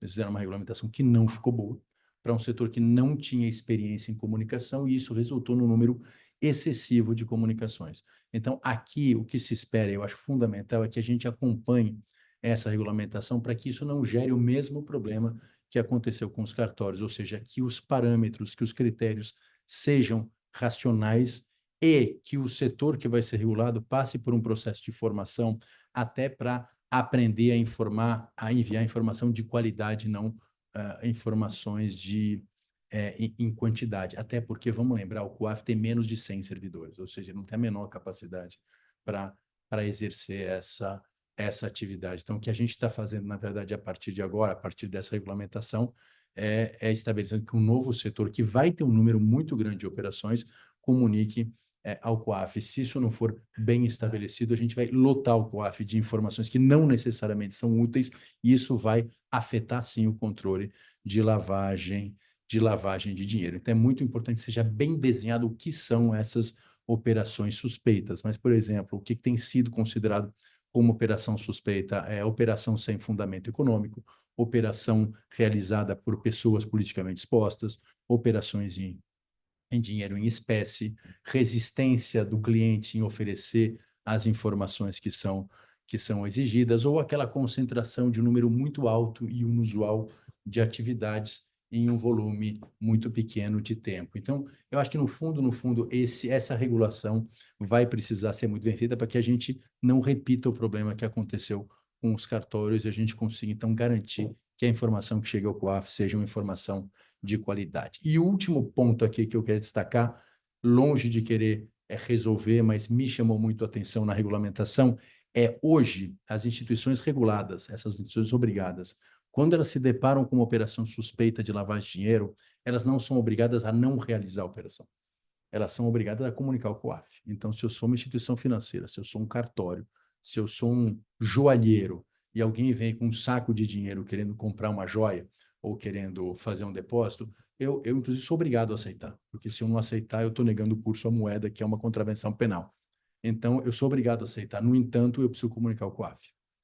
Essa nossa regra é um pouco diferente, por exemplo, das regras da Europa, em que, em algumas situações, quando eu identifico uma situação suspeita, eu sou obrigado a não realizar aquela operação. Aqui, e aí, mais uma vez, vou pedir aqui ajuda aos meus colegas das demais áreas, mas olhando alguns dispositivos, eu fiquei com a impressão que, em determinadas situações, ele faz alusão a você não poder realizar a operação. Quando ele fala, por exemplo, em algum dispositivo aqui, não me lembro qual, mas acho que é o 34, parágrafo 1º, inciso 6, está aqui anotado. É quando ele diz que eu tenho a possibilidade de estabelecer limites para bloqueio. Eu até vou ler aqui para vocês, porque esse ficou, ó, 34, peraí, 34, parágrafo 1º. Ele vai dizer, para o cumprimento do disposto no caput, as prestadoras de serviços de ativos virtuais devem estabelecer limites para transações e saques, bem como bloqueios temporários, além de relatar tais atipicidades e suspeitas ao Banco Central do Brasil ou ao COAF, conforme o caso, de forma célere e proativa, nas situações identificadas como atípicas ou suspeitas. Para mim, não ficou claro que nessas situações eu devo só comunicar. Aqui também tem uma alusão à possibilidade de um bloqueio temporário e da não realização da operação. Eu acho que aqui a coisa precisa ficar mais clara, porque eu gero um problema brutal e um desdobramento importante do ponto de vista da tipicidade da lavagem de dinheiro. Porque se eu disser que você pode fazer a operação e basta comunicar ao COAF, a comunicação afastou aquele operador da VASP de qualquer suspeita ou de qualquer acusação de lavagem de dinheiro. Se ele exigir aqui um bloqueio temporário ou qualquer outra situação, e ele não fizer isso, ele pode ser acusado de lavagem de dinheiro por omissão. e aqui eu gero uma responsabilidade penal. Então, eu acho que esse ponto aqui é um ponto que precisa ser melhor pensado, melhor refletido, para que isso não gere insegurança jurídica. Bom, são muitas as questões aqui que a gente tem ainda dúvidas, são muitos os temas, mas eu só queria fazer esse panorama geral de como a gente tem visto isso do ponto de vista da lavagem de dinheiro, dos problemas que podem suscitar e tentar aqui contribuir com o Banco Central para que essa regulação seja uma relação racional e que ofereça segurança jurídica. Obrigado. E nesse último ponto, desculpa, Fábio. Eu só ia dizer, nesse último ponto, dá impressão a leitura, mas é sujeito à dúvida, que seria uma coisa a priori. Então, eu posso estabelecer parâmetros, não vou aceitar dinheiro, não vou, mas que estão prontos. Mas aí continuaria a regra de não comunicação quando se apresenta uma operação concreta. Mas eu Minha precisaria definir impressão. qual é a comunicação. Porque, por exemplo, eu tenho uma regra na lei de continuar. lavagem de dinheiro que estabelece que eu não posso comunicar ao cliente. Sempre que eu comunicar o COAF, eu não posso avisar o cliente que eu fiz isso. Se eu tomar qualquer medida, por exemplo, de bloqueio, eu estou, de certa forma, Avisando o cliente. avisando o cliente que eu É. tomei essa. Então, eu só não posso ter um conflito normativo aqui de duas atribuições. Eu acho que é isso, do ponto, no final, é por isso que a gente tem um número muito grande de informações ao COAF, de comunicados. Porque na Europa, o sujeito não faz a operação. E ele não é obrigado a comunicar, ele simplesmente nega. Aqui, como ele pode fazer a operação, basta ele comunicar, então você cria uma outra realidade, em que a operação é feita, ainda que seja repetidas vezes, e você gera repetidos comunicados ao COAF. Como o COAF não tem capacidade de processamento de todos esses comunicados, a gente tem uma série de problemas aqui de lavagem. Comunicar é tanto da operação quanto da proposta. Exato, exato. Exatamente, a proposta, mas, de qualquer forma, não há nada que me impeça de fazer a operação. Pelo menos na maior parte dos casos, com raras exceções que a gente sabe que existem. Então, aqui eu acho que se eu tiver uma regra de bloqueio, ou de limitar o saque, ou não deixar um saque em certas situações, por exemplo, vem uma pessoa politicamente exposta, um vereador, e vai depositar em dinheiro para comprar não sei quantos milhões em criptomoedas. Eu posso fazer ou não posso fazer? Ou quando ele quiser sacar, eu posso bloquear ou não posso bloquear? Qual é o... Porque, veja, não é só uma questão operacional, é que ela tem uma repercussão na responsabilidade penal desse sujeito. Se querer aprofundar demais, mas é que essa norma também trata não só de lavagem, prevenção à lavagem de dinheiro, mas também de financiamento ao terrorismo. E lá, nessa lei de financiamento ao terrorismo, lá se prevê o bloqueio. Mas o bloqueio mas o bloqueio com a ordem judicial, né? Então, essa que é a questão. Mas, de qualquer maneira, eu não vejo problema em você determinar um bloqueio preventivo, mas desde que isso esteja regrado em quais as situações. O problema é que você criar um campo de autorregulamentação com uma responsabilidade penal gera uma insegurança jurídica. Eu acho que esse é um ponto que precisa ser avaliado. Eu acho assim, a única maneira de integrar essas normas, que o Pedro Paulo tem razão, eu não posso deixar o suspeito saber que eu bloqueei a transação dele. E se eu bloquear, só tem uma maneira de sair disso, logicamente, e ser a priorístico esses bloqueios. Então, eu digo, quem eu não vou aceitar acima de determinado valor. Isso está valendo para todo mundo, independente da pessoa que veio. Então, sempre vai ter a explicação, olha, a sua transação não saiu porque nós não aceitamos fazer transações assim, sem dizer que ele é suspeito, portanto, sem dizer que ele vai ser comunicado. E aí poderia ter outros marcadores e outras notações. É mais um caso como aquele outro, de interpretação sistemática dessas regras, porque realmente na literalidade delas não tem resposta para isso. Bem notado essa segunda. Eu vou passar para a Natasha para ela falar um pouquinho das repercussões no mercado de capitais e do direito penal dessas regras. Tem uma pergunta aqui, só para não deixar nenhuma pergunta sem resposta, tem uma pergunta da Denise sobre esses mecanismos de ocultação de informações sobre as transações individuais na blockchain, ferramentas como o Lightning Network.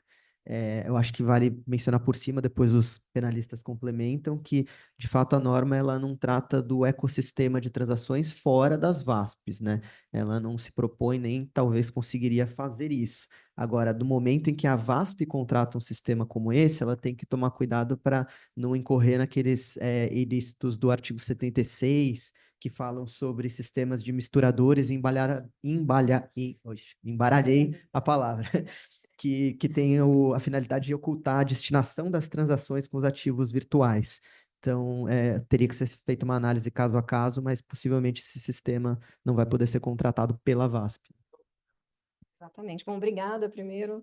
Eu vou ser breve aqui, sei que todo mundo já está um pouco mais cansado, enfim, eu acho que vale a pena abordar até alguns pontos que já foram trazidos aqui anteriormente, mas, enfim, primeiro agradecer realmente Levi Salomão pela oportunidade aqui de trazer esse tema. A gente tem debatido bastante isso na Faculdade também de Direito da Universidade de São Paulo, que a gente tem um grupo de estudos que, desde antes da lei, né, Pira, a gente tem tratado desses pontos.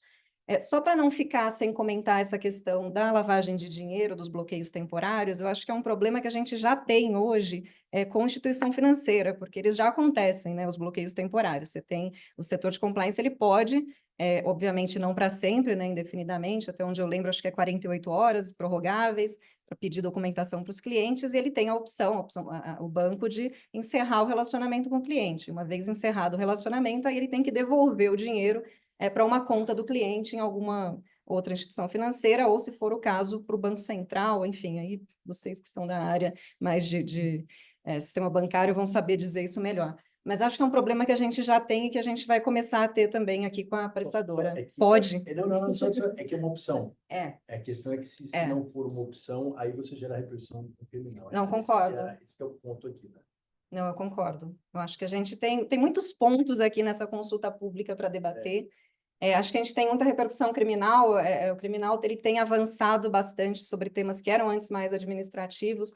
Hoje você acaba tendo uma repercussão com normas que são muito abertas no direito penal, que são essas normas penais em branco. Então, você descumprir uma regulamentação administrativa, eventualmente pode ter uma repercussão criminal quase que automática. Então, a gente tem visto muito isso na prática, né, na advocacia criminal. Relatório do COAF vem à torto e à direito. Então, assim, muita investigação para você explicar movimentação que às vezes nem é movimentação atípica, é só uma comunicação obrigatória enfim, você acaba tendo que se defender de um inquérito e depois não pode nem ser administrador de instituição financeira, nem de prestadora de serviço de ativo virtual, porque você tem um inquérito em curso.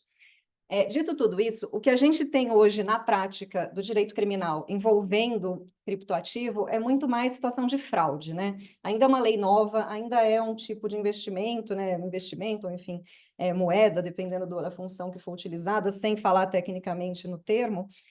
Mas, basicamente, o que a gente tem mais caso de pirâmide financeira, que são situações em que você não tem um criptoativo de fato, né? As pessoas são induzidas a comprar um valor sem que ele exista. Então, é um golpe, isso daí vai continuar acontecendo, mas eu acho que com a regulamentação do Banco Central, a gente acaba trazendo mais segurança jurídica e trazendo pessoas que realmente estão capacitadas a prestar esse serviço e, com isso, atraindo mais gente.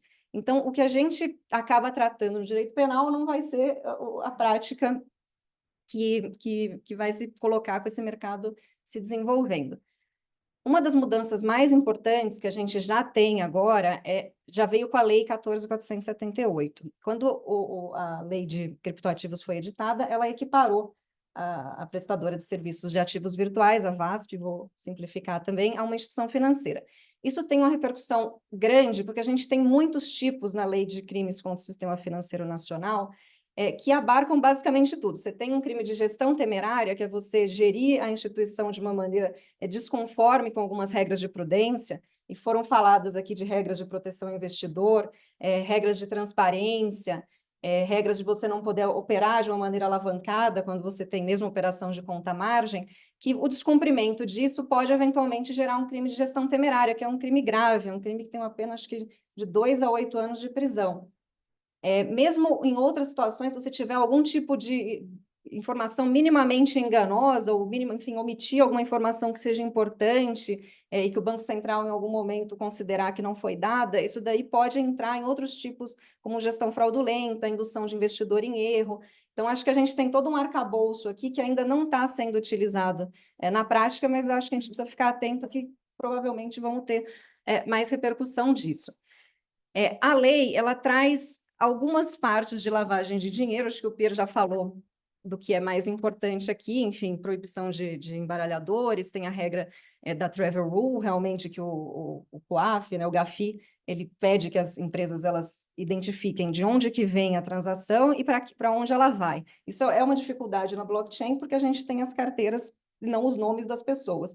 Agora, eu achei interessante a consulta jogar isso para autorregulação, possivelmente. Tem um artigo que ela diz que as empresas elas podem tratar dessa regra pela autorregulação, vamos ver como é que isso vai ficar. Propriamente sobre a questão das políticas de manipulação de preço, dos ilícitos de mercado, eu acho que isso é, na verdade, um não crime, né? A gente tem na Lei 6385 algumas previsões de crimes de manipulação de mercado e de insider trading, que são... A garganta acaba ficando seca com esse tanto de ar-condicionado. Mas a gente tem essas previsões na Lei 6385 que são voltadas para o mercado de capitais. O mercado de capitais não é o que essa consulta do Banco Central está se propondo a regular. Aqui a gente está falando das situações de criptomoeda, né? Não do criptoativo que constitui valor mobiliário, de acordo com a Lei 6385, e que pode eventualmente ter uma conduta de você... Obrigada. Uma conduta de você praticar um crime de manipulação de preço e de insider trading, né, de uso de informação privilegiada. Mas o que essa consulta fala que as prestadoras de serviços devem fazer é instituir políticas. Políticas mais ou menos parecidas com essas que a gente fala de lavagem de dinheiro, de know your client, de travel rule, enfim, né, de você ter essa comunicação para o COAF, mas é uma política que ainda não temos uma definição de como que ela deve ser de fato. A lei fala que eu tenho que ter a política para evitar, por exemplo, esquemas de elevação de preço via rumores ou manipulação informacional. Manipulação de preço por meio da compra de ativo sequencial, para você criar uma demanda, aparecer que tem muita gente querendo comprar aquilo e depois você jogar no mercado os ativos que você queria vender por um preço inflacionado, que é o pump and dump, que é inclusive uma prática aqui dos Estados Unidos, que já estão com mais precedentes nesse tipo de caso, tem visto bastante, né? A gente teve mais ou menos um mês e meio, as primeiras acusações que foram trazidas pelo Departamento de Justiça norte-americano, era exatamente isso. Você tinha as corretoras, não lembro nem se elas estavam, de fato, com licença para operar como instituições, mas aí elas contratavam esses provedores de liquidez, os market makers, para poder inflar o preço do ativo, e com isso elas acabavam elevando artificialmente e desovando depois, para usar um termo bem criminal, os ativos inflacionados. Isso daqui é uma conduta que lá é crime, mas aqui a gente não vai ter como crime. A gente tem exatamente essas mesmas práticas, mas elas não vão ser crime, porque na Lei 6385, que traz os crimes de manipulação de mercado e de uso indevido de informação privilegiada, eu preciso que tenha valor mobiliário. Isso daqui não vai ser valor mobiliário. Claro que vai ter situação que a CVM vai regular, e aí a gente está numa outra situação. Mas a gente está usando aqui na consulta pública termos que são típicos do mercado de capitais para uma situação que eu posso ter, sim, uma manipulação de preço, eu posso usar rumores para tentar elevar ou diminuir a cotação, enfim, não sei nem se é o termo que eu deveria usar para isso daqui não sendo valor mobiliário, mas eu não vou ter um correspondente criminal, não vou ter, na minha opinião, um correspondente ilícito administrativo, porque a resolução que trata disso na CVM também trata de valor mobiliário. Eventualmente, eu posso ter alguma infração daquela lei 13.506, estava discutindo com o Luiz Assis um pouco antes aqui da gente começar, porque tem tipos abertos, mas a gente não tem realmente um instrumento aqui do direito penal para lidar com essas condutas necessariamente. E eu acho que a gente vai ter muita dificuldade de implementar essas políticas na prática. Primeiro, porque eu estou colocando para as prestadoras de serviços a obrigação de ter a política e de reportar para o Banco Central. Aí o Banco Central vai agir. Só que, muitas vezes, pelo menos nos precedentes que a gente tem visto fora do país, quem pratica a conduta é justamente a prestadora de serviços. Então, essa prestadora de serviços, ela atuar provendo liquidez, enfim, inflando de alguma maneira o valor do ativo, ela precisaria fazer uma autodenúncia, o que no direito criminal é um pouco impensável, porque você não é obrigado a fazer prova contra si mesmo. Então, acho que a gente tem essa primeira dificuldade, já restringe aqui se a gente não tiver uma maneira de supervisionar essas práticas, como acontece, né, no mercado de capitais, que eu acho que tem, mas e ainda assim acontece com uma certa dificuldade, porque assim, é difícil pegar práticas de manipulação de mercado sem você ter uma operação mais incisiva da Polícia Federal junto com a CVM, com o uso de outras ferramentas que eu não sei se a gente consegue utilizar de fato aqui para ativos virtuais. Então, eu acho que a gente vai ter uma dificuldade das políticas, acho que o Banco Central, e nas nossas sugestões a gente poderia trazer eventualmente nessa consulta, vai precisar trazer um pouco de parâmetro do que ele espera das políticas para não gerar uma responsabilidade para as VASPs, porque a partir do momento em que eu crio aqui uma obrigação dela de identificar a movimentação que pode ser manipulação de preço, monitorar, evitar, porque ele fala em evitar e comunicar ao Banco Central, eu posso estar criando aqui uma responsabilidade por omissão, como existe na lavagem de dinheiro. Então, eu preciso ter uma política robusta. Mas o Banco Central não está trazendo previsibilidade aqui de como essa política vai ser. Então, eu acho que seria importante a gente especificar isso, talvez, em alguma circular, algum outro normativo, para poder realmente ter uma política que funcione e, ao mesmo tempo, limitar um pouco a responsabilidade de uma prestadora de serviços que não é a Polícia Federal, que não tem os mesmos instrumentos, que não vai interceptar pessoas, enfim, ela não tem as mesmas ferramentas para poder identificar, e aqui vai ter uma responsabilidade que me parece desproporcional. Enfim, acho que esses eram os pontos. Acho que o mais importante é trazer aqui para vocês levantarem eventualmente algumas dúvidas, e eu fico à disposição, fala. Eu fiquei pensando aqui, quando você posso fazer? Eu fiquei pensando aqui que outros crimes da lei de crimes financeiros que poderiam se encaixar aqui, que não de mercado imobiliário, porque, como você disse, a gente não está com título. E aí eu queria, só para a gente pensar junto, mas tem o terceiro, o divulgar informação falsa ou prejudicialmente incompleta sobre a instituição financeira, e o sexto, que é induzir ou manter em erro sócio, investidor ou repartição referente à operação ou situação financeira. Então, eu fico pensando se alguém, um influencer, que a gente está no mundo agora dos influencers, ele vai e diz, tal ativo virtual, ele usa alguma informação falsa para obter ou diminuir o preço ou aumentar o preço daquele ativo virtual, se ele não vai entrar no delito de manipulação, mas se ele não entraria nesses dois aqui. Tô pensando alto aqui.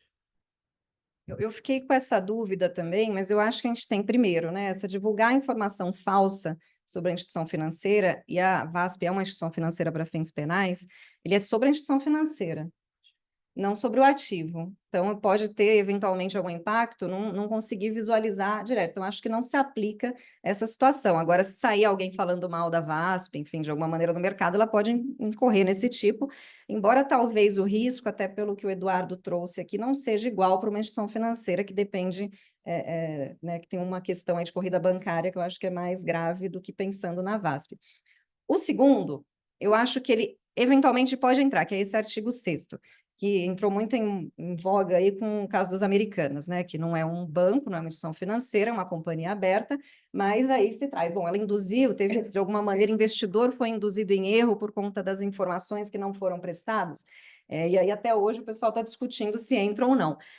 O que me parece aqui que eventualmente pode entrar, mas exclui boa parte das condutas, é que esse tipo penal, tipos penais, você sempre tem que interpretar de uma maneira bastante literal, né? Você tem um princípio básico no direito penal, que é o da tipicidade, né? Tem que ser bastante restritiva a interpretação. O que está escrito que é crime, você não pode criar depois a conduta, ampliar de uma maneira analógica, ainda que faça sentido do ponto de vista prático, mas você não pode. Então, aqui nesse artigo 6º, ele fala realmente em induzir o investidor em erro, né? E outras pessoas, relativamente à operação ou situação financeira, mas por meio de duas práticas, sonegando-lhe informação ou prestando-a falsamente.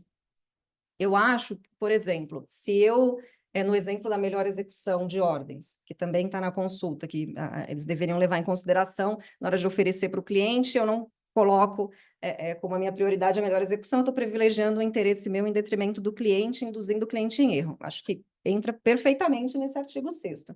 Agora, o que não for por meio disso, né, o que não for uma sonegação de informação, uma prestação falsa de informação, por exemplo, se eu tiver uma prática do pump and dump, né, de você ficar negociando aquilo de uma maneira artificial, ele já não tem essa correspondência.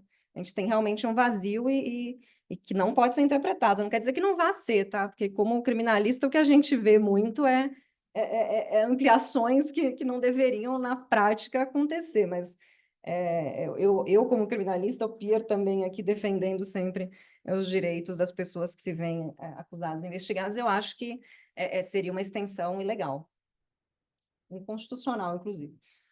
Operados.